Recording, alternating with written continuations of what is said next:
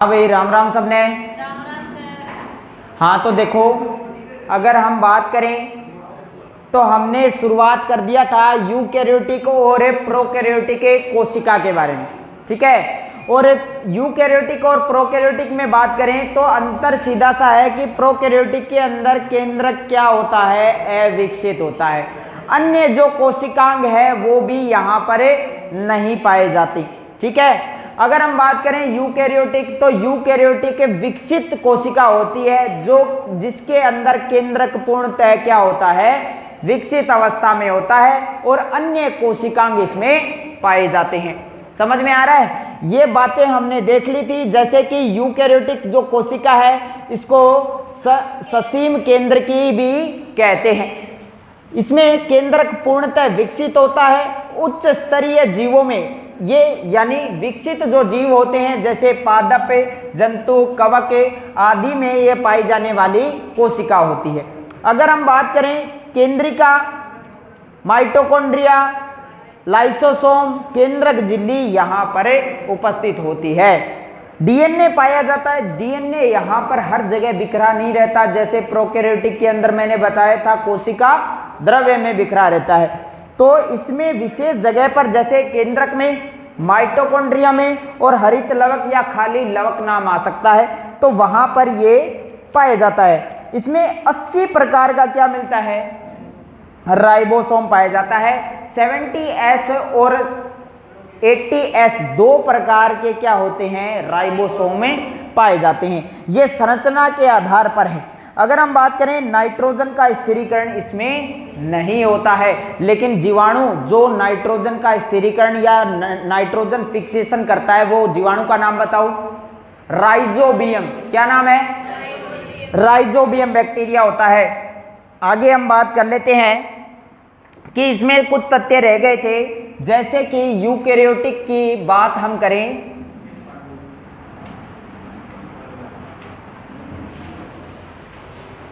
Eukaryotic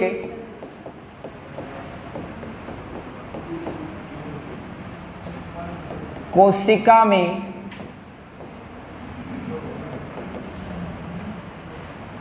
वायवीय श्वसन होता है, यानी O2 की उपस्थिति में, ऑक्सीजन की उपस्थिति में। और ऑक्सीजन का श्वसन स्थल या कोशिका का श्वसन स्थल अगर हम बात करें तो इसमें श्वसन स्थल होता है माइटोकॉन्ड्रिया।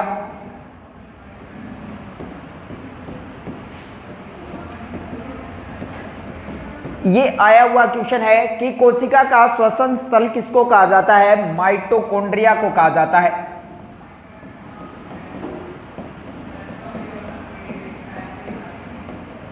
माइटोकॉन्ड्रिया को कहा जाता है कोशिका का श्वसन स्थल। यूकैरियोटिक कोशिका में श्वसन स्थल माइटोकॉन्ड्रिया होता है, जहां पर वायवीय श्वसन का मतलब हो गया अपने O2 की उपस्थिति में। फिर एक और बात निकल के आती है, यहां पर कोशिका विभाजन होता है, यानी नई कोशिका का निर्माण होता है। कोशिका निर्माण यानी कोशिका विभाजन।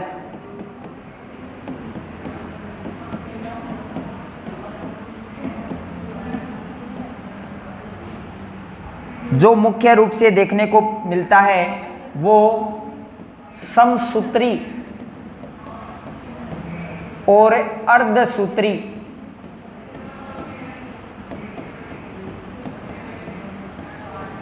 विभाजन। ये सूत्री नाम जो है विशेष रूप से गुणसूत्र के लिए लिया जाता है। गुणसूत्र विभाजन जहां पर देखने को मिले तो वहां पर इन चीजों का उपयोग किया जाता है।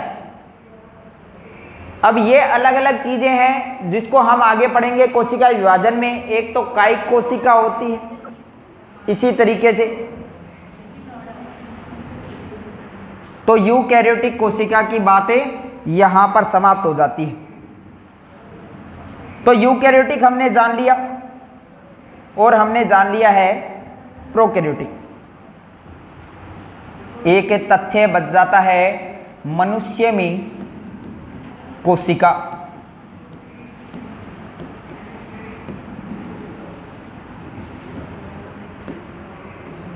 यानी मनुष्य की सबसे छोटी कोशिका, मनुष्य की सबसे छोटी कोशिका किसको कहा जाता है?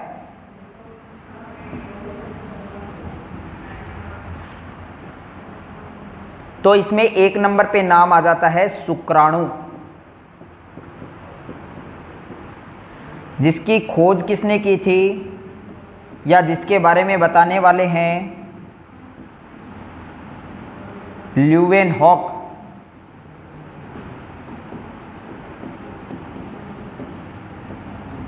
इसके खोज करता है। दूसरी जो अगर ऑप्शन में शुक्राणु ना हो तब छोटी कोशिका होती है अपने आरबीसी।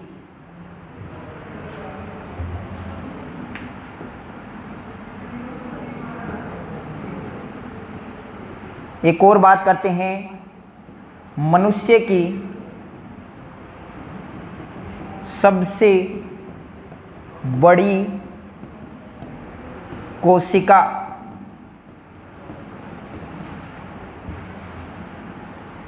मनुष्य की सबसे बड़ी जो कोशिका होती है वो होती है अंडाणु।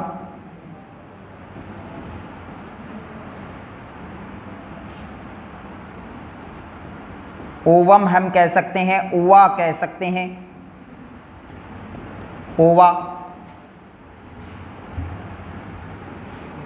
ये सबसे बड़ी कोशिका, मनुष्य की सबसे बड़ी कोशिका अंडाणु होती है, सबसे छोटी शुक्राणु होती है। शुक्राणु की जो खोज करता है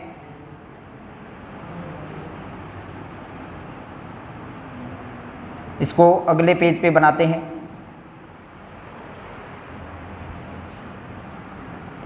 और एक और बात यहाँ पर हम लिख देते हैं, मनुष्य की सबसे लंबी कोशिका, जो कि विश्व की भी सबसे लंबी कोशिका है,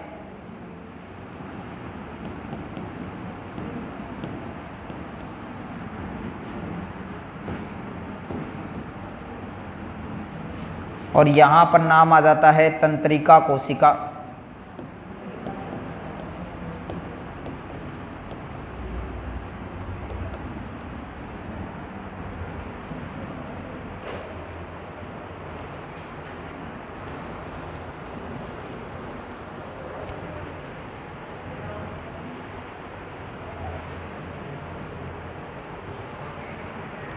तो मनुष्य के अंदर कोशिका के बारे में हमने जान लिया है कि सबसे छोटी कौन सी होती है, सबसे बड़ी कोशिका कौन सी होती है और मनुष्य की सबसे लंबी कोशिका कौन सी होती है।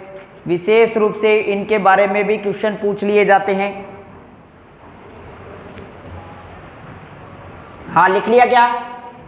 यूकैरियोटिक जो कोशिकाएं होती हैं वो किस प्रकार का श्वसन करती हैं? वायवीय श्वसन करती हैं। ठीक है, और वायवीय श्वसन का मतलब हो गया O2 की उपस्थिति में, यानी ऑक्सीजन की उपस्थिति के अंदर करती हैं वायवीय श्वसन, इसको हम बोलते हैं। ठीक है, एरियोलर।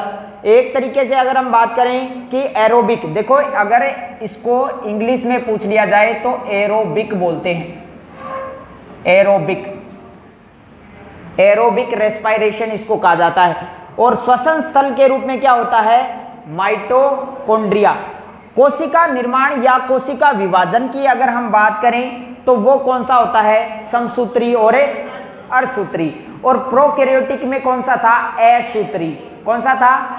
असूत्री। यानी वहां पर कोई भी गुणसूत्र का काम नहीं है। सूत्री का मतलब मैंने बताया गुणसूत्र, समझ में आ गया।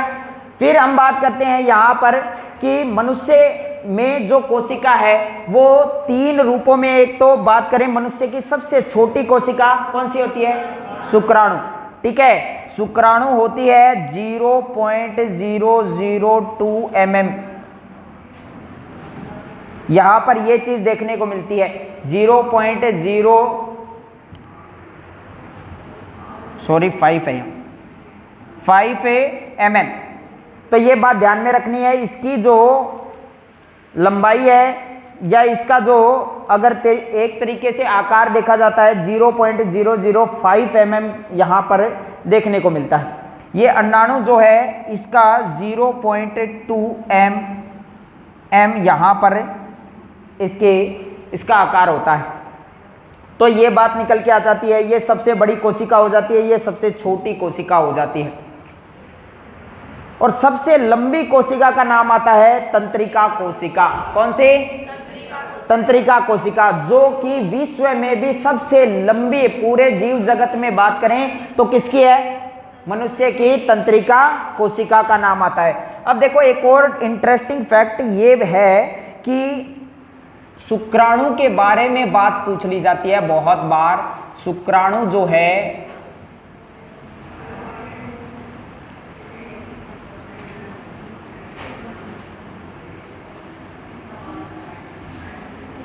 शुक्राणु का डायग्राम बना लेना है और ये इसमें से 1 या 2 क्वेश्चन बनते हैं।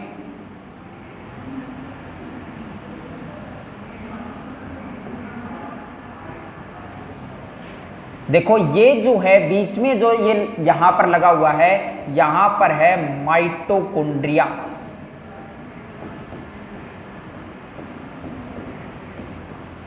इस वाले भाग को हम बोलते हैं हेड,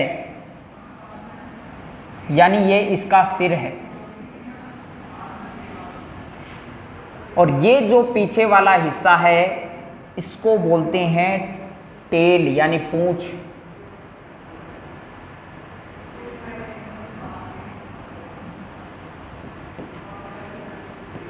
टेल यानी पूंछ।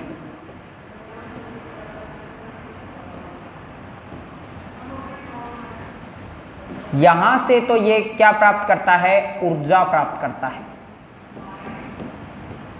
ये मध्य भाग है, मध्य भाग में क्या होता है? माइटोकॉन्ड्रिया होता है। ये पश्च भाग है जिसके कारण ये क्या करता है? गतिशील रहता है। ये पूछ लिया जाता है कि पश्चिम भाग कौन सा है, मध्य भाग कौन सा है। अब सिर या हेड के बारे में मुख्य रूप से इसी के लिए मैंने ये बातें उठाई है। इसमें से क्या क्वेश्चन पूछा जाता है? एक्रोसोम।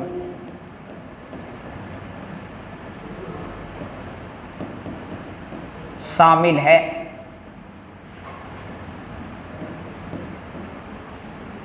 एक्रोसोम शामिल है। यही वो हिस्सा है जो अंडाणु के साथ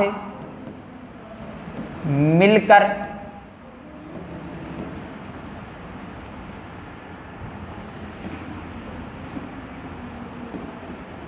जाइगोट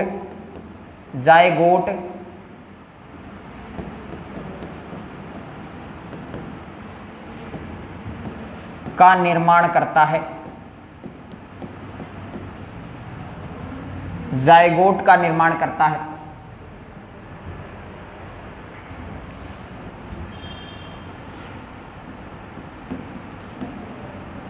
शुक्राणु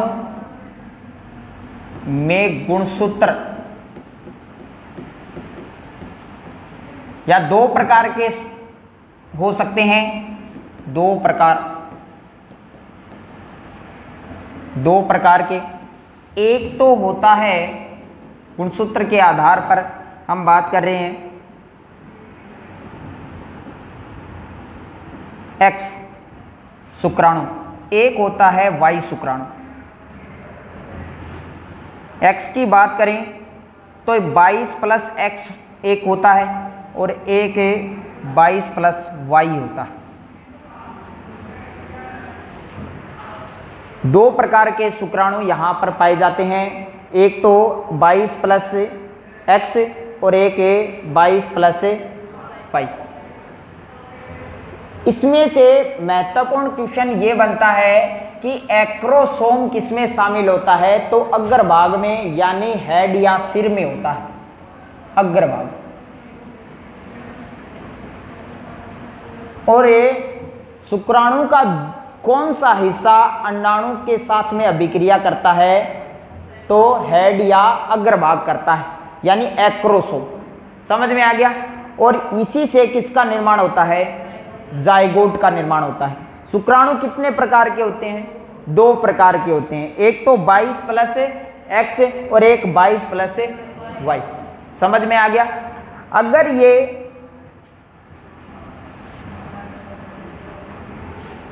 यहां तक की बातें अपने नोट करो, गुणसूत्र हम टॉपिक अलग से पढ़ेंगे, उसके अंदर और भी अच्छे तरीके से हमको देखना है इसको। ये बात समझ में आई? तो इसमें शुक्राणु से संबंधित ये बातें निकल के आती हैं और ये क्वेश्चन बनते हैं। अब देखो एक और बात,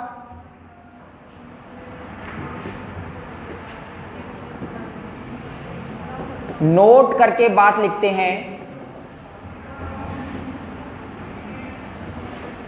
यूकैरियोटिक और प्रोकैरियोटिक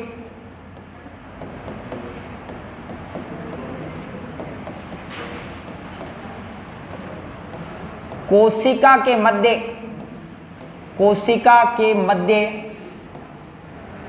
योजक कड़ी का कार्य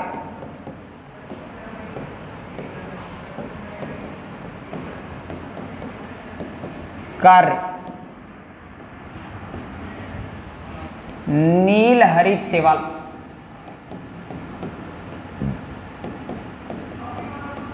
इसी को हम साइनोबैक्टीरिया क्या कहते हैं? साइनोबैक्टीरिया कहते हैं। साइनोबैक्टीरिया हम कहते हैं। प्रोकैरियोटिक और यूकैरियोटिक कोशिका के मध्य योजक कड़ी का कार्य नील हरित शैवाल करता है।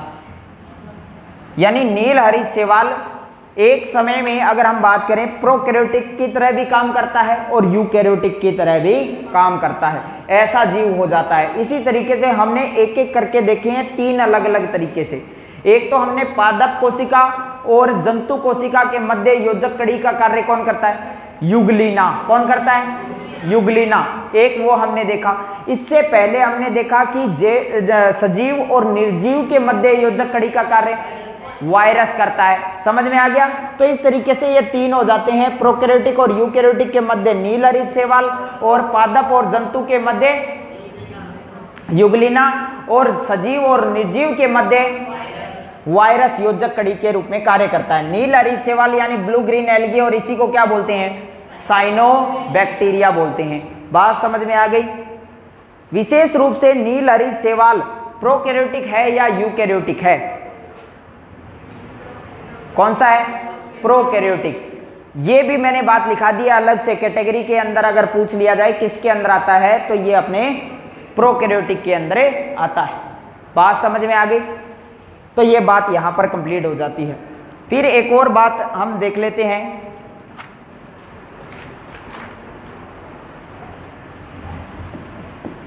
नोट के रूप में।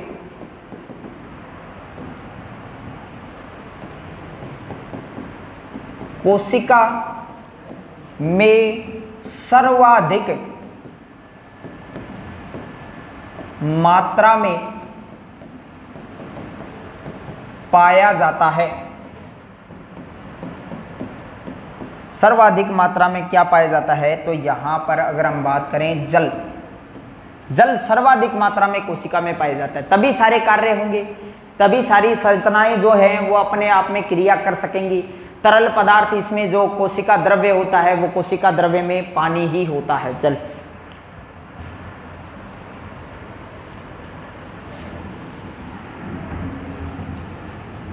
अब यहां से अपना प्रमुख तथ्य स्टार्ट होता है।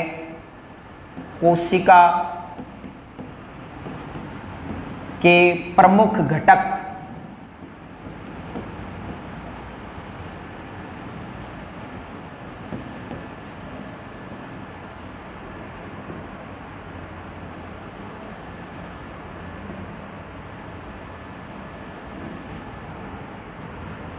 कोशिका के प्रमुख घटक, और इसमें प्रमुख घटक 3 माने जाते हैं।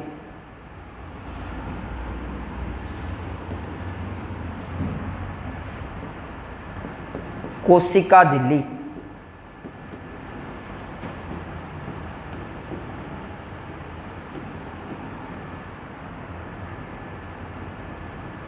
जिसको सेल मेम्ब्रेन कहते हैं। केंद्रक,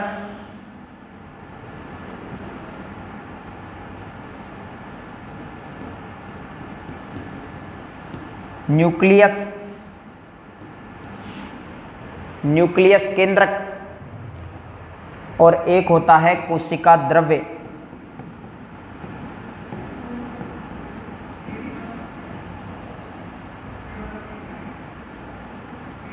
साइटोप्लाज्मा।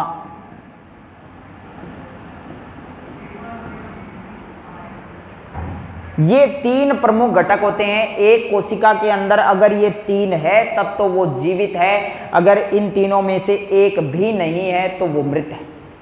सबसे प्रमुख चीज ये है, यानी सबसे प्रमुख भाग ये है कोशिका के, ठीक है, जिसको कोशिकांग कह सकते हैं हम, ठीक है, सेल ऑर्गेनल जिनको कहा जाता है इंग्लिश में। तो कोशिका झिल्ली है, केंद्रक है और कोशिका द्रव्य है, ठीक है। ये बात निकल के आती है। कोशिका झिल्ली इसका बाहरी आवरण होता है, जैसे हमारे शरीर के ऊपर ये त्वचा है, समझ में आ गया। तो ये बात निकल के आती है कोशिका झिल्ली के बारे में। फिर इसके अंदर मेन हेडक्वार्टर, इसको चलाने वाला, जैसे अपने शरीर को चलाने वाला मस्तिष्क है, समझ में आ गया। तो इसी तरीके से यहाँ पर इसका मस्तिष्क, जिसको कहा जाता है कोशिका का मस्तिष्क, केंद्रक है, समझ में आ गया। फिर हम बात करें कि इस मस्तिष्क को चलाने के लिए बीच में एक द्रव होना चाहिए, ठीक है, जिसको हम क्या बोलते हैं, कोशिका द्रव्य। क्लियर है। अब हम बात स्टार्ट करते हैं, देखो एक एक करके कोशिका झिल्ली के बारे में। इसी के साथ में कोशिका भित्ति भी हम पढ़ लेंगे। तो सबसे पहला पॉइंट हमारा स्टार्ट होता है कोशिका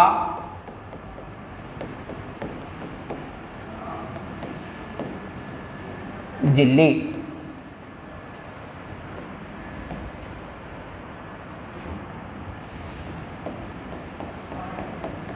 सेल मेम्ब्रेन।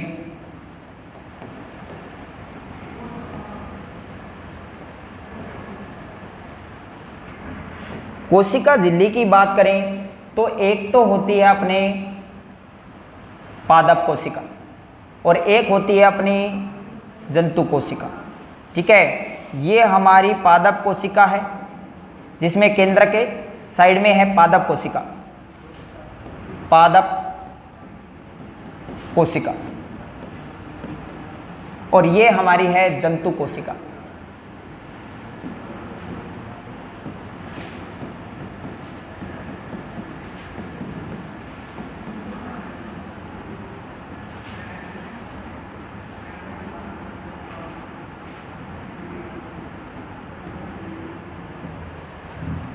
जो जंतु कोशिका है इसका आकार देखो इस तरीके से गोल होता है, आयताकार रूप में अगर हम बात करें तो पादप कोशिका का आकार होता है।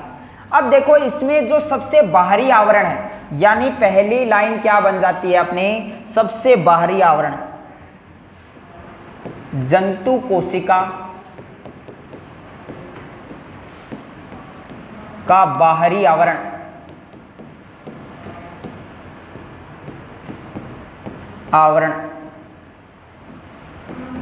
कोशिका झिल्ली।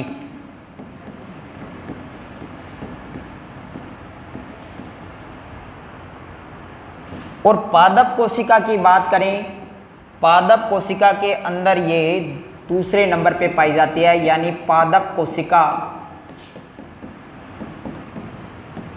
में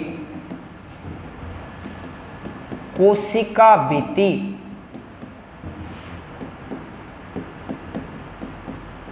के नीचे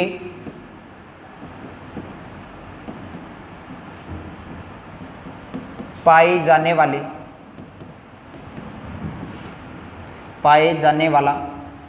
जाने वाला आवरण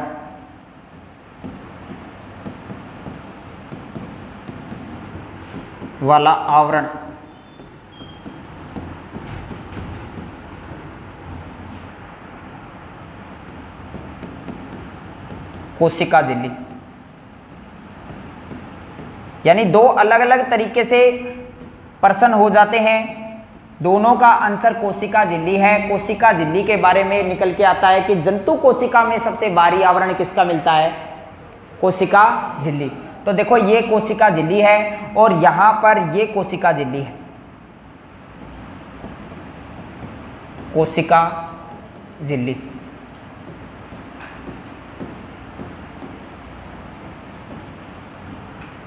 बात समझ में आ रही है?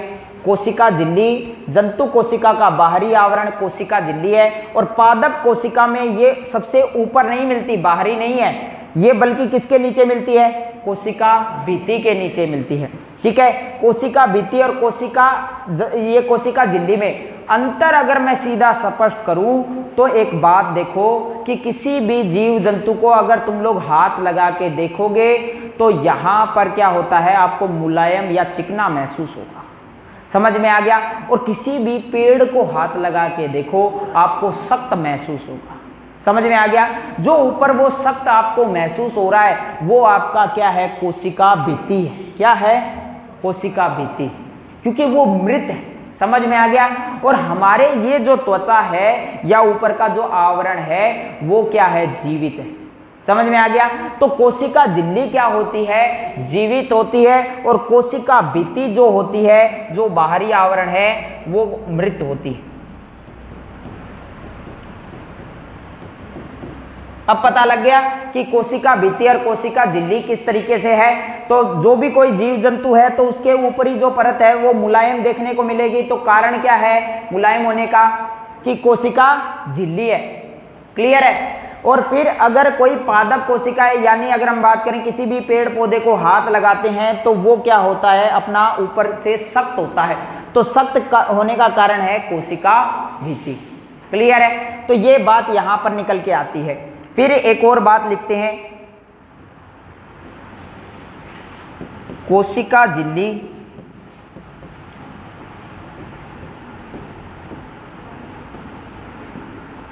का निर्माण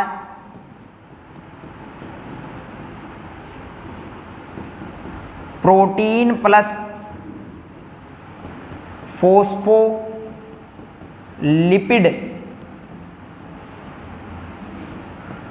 से, प्रोटीन प्लस फोस्फोलिपिड से इसका निर्माण होता है।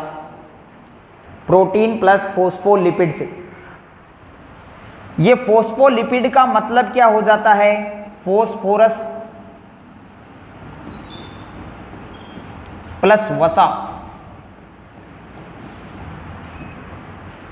और ये जो कोशिका भित्ति होती है, ये अगले पेज पे देख लेते हैं हम।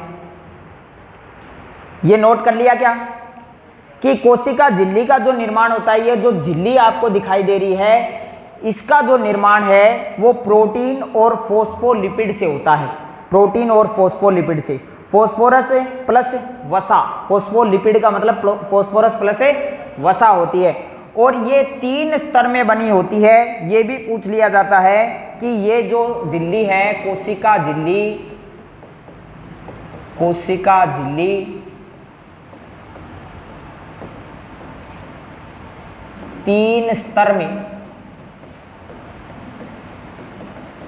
बनी होती है।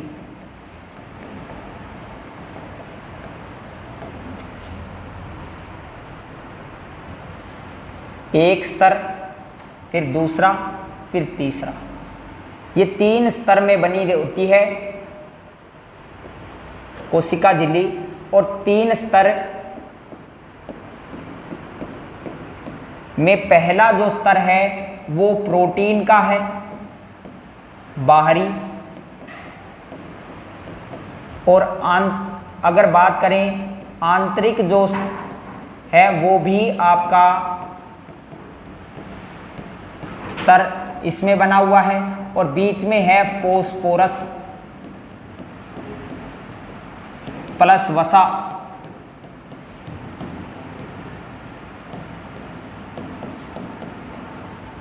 ये मैं इसलिए लिखा रहा हूं क्योंकि ये पूछ लिया जाता है कितने स्तर में बनी है, 3 स्तर में। ये अलग क्वेश्चन है।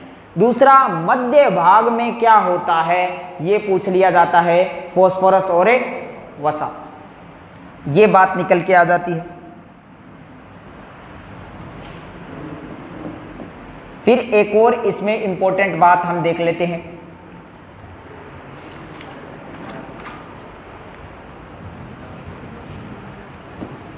इसके यानी कोशिका झिल्ली के कोशिका झिल्ली को कहा जाता है। अब कौन कौन सी बात इनको कहा जाता है, देखो सबसे पहले अगर हम बात करें तो इसको कोशिका कला कहा जाता है। कोशिका कला अगर नाम आ जाए तो इसका मतलब क्या है, कोशिका झिल्ली है।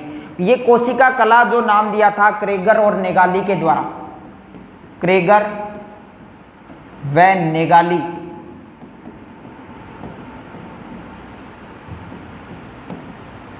वैज्ञानिक के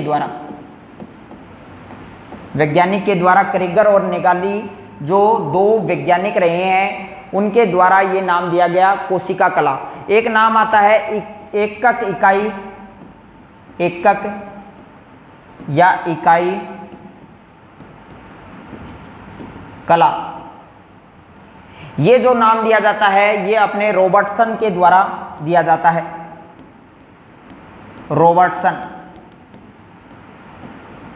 रॉबर्टसन के द्वारा दिया जाता है। एक और इसका नाम निकल के आता है, ये है अपना जीव द्रव्य।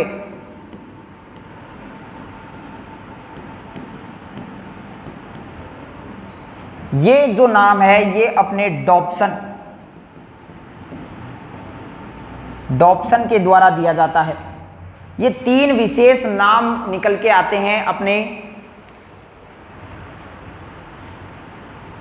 एक अलग से नाम और लिखा देते हैं जो किसी वैज्ञानिक ने नहीं कही, लेकिन हम नाम इसको देते हैं। कोशिका झिल्ली को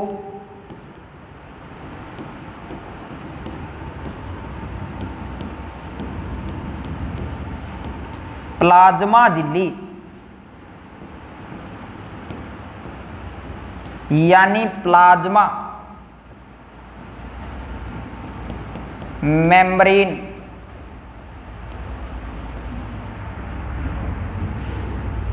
भी कहा जाता है।